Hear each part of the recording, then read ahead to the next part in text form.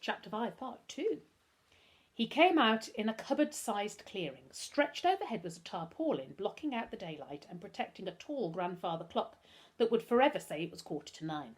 He pulled open the door in its body and it came away in his hand. Inside was a rust-speckled pendulum and a mass of shredded paper.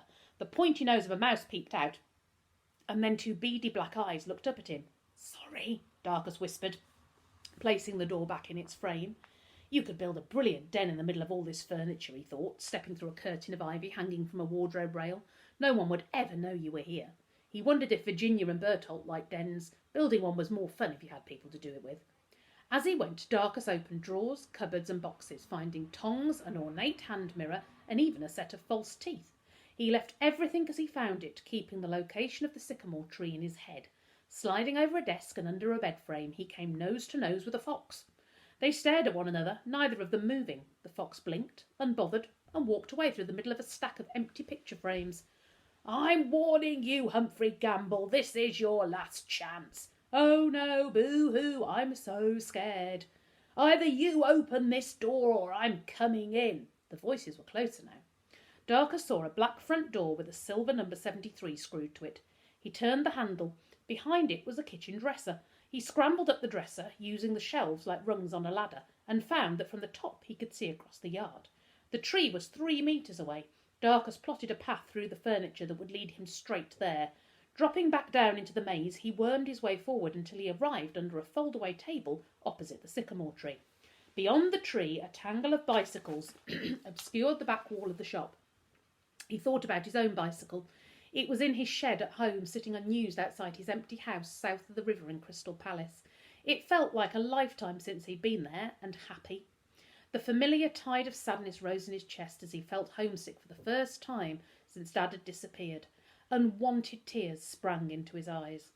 Angrily he pushed his feelings aside, scrambling out into the open and sprinting to the tree. He jumped up, catching hold of the lowest branch, swung his legs up and climbed swiftly up the tree. When he arrived on the branch opposite the window, his heart was pounding in his chest.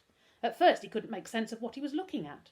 The wooden window frame was empty of glass, which explained how he'd heard the two men quarrelling.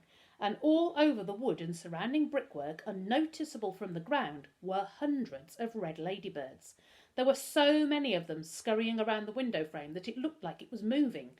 Darkus smiled. These ladybirds made him feel different from the giant yellow one he'd seen that morning, which had been wrong somehow. He peered through the window. Inside, sitting with his enormous backside wedged up against the door, was the fat one, Humphrey, wearing only a pair of boxer shorts and a string vest. He had a white bucket beside him and was scooping up a handful of pink stuff from it, pouring it into his mouth and then licking his fingers clean. But it wasn't Humphrey that made Darkus gawp.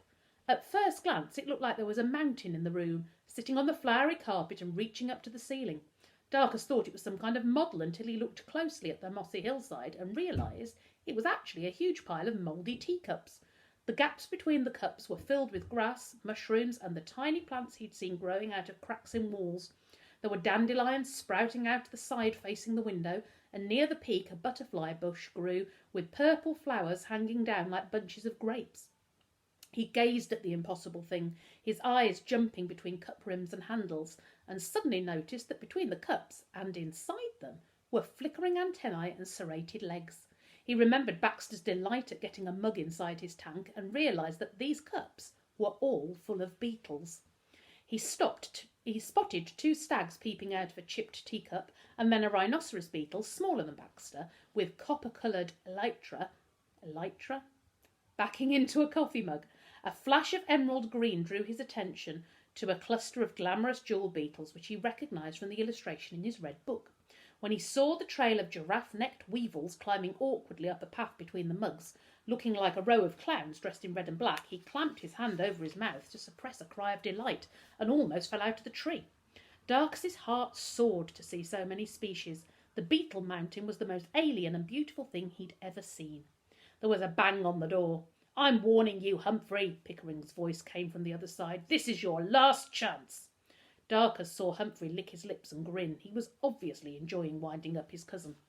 "I'm counting to 3, Pickering barked, "and then I'm coming in. 1, Humphrey guffawed into his chubby fingers.